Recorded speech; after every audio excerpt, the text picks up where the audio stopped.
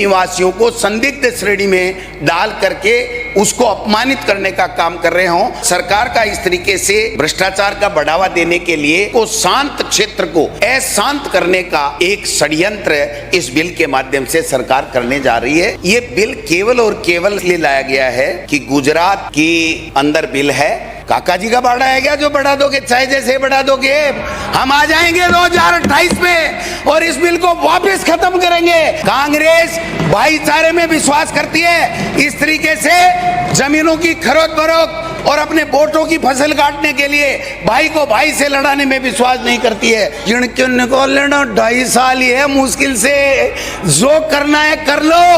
और ये जो बेलगाम अधिकारी है ना, इनके ऊपर अंकुश लगा दो अगर कुछ करना चाहते हो तो, नहीं कुछ भी नहीं करने देंगे आपको।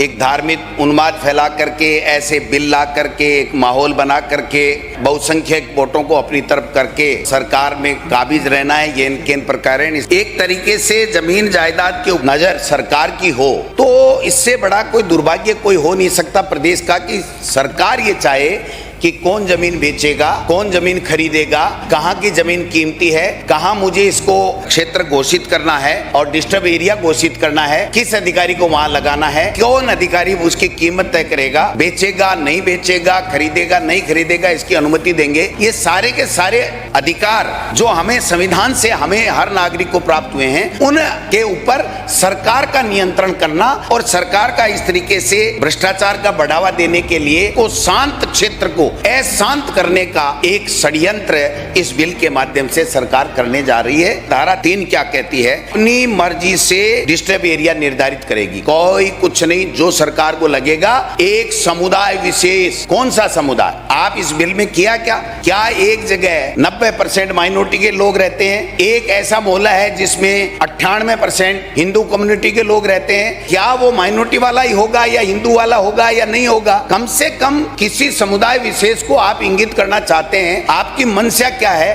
वो अगर कानून बनाने जा रहे हैं तो उस कानून के अंदर आपको मंशा अपनी स्पष्ट करनी पड़ेगी, जो इन्होंने नहीं की है। भ्रष्टाचार दरवाजे खुल जाएंगे। धारा 5 जो कह रही है कि एसडीएम ही करेगा, क्या मंत्रियों के, क्या सरकार के, क्या सीएमओ के इन अधिकारियों ने हाल कर रखे हैं और एक कोर्ट में भी नहीं जा सकते। सरकार मीन्स ब्यूरोक्रेट, कौन मुख्यमंत्री, कौन मंत्री, कितनी चलती है कितनी नहीं चलती है सबको पता है सर।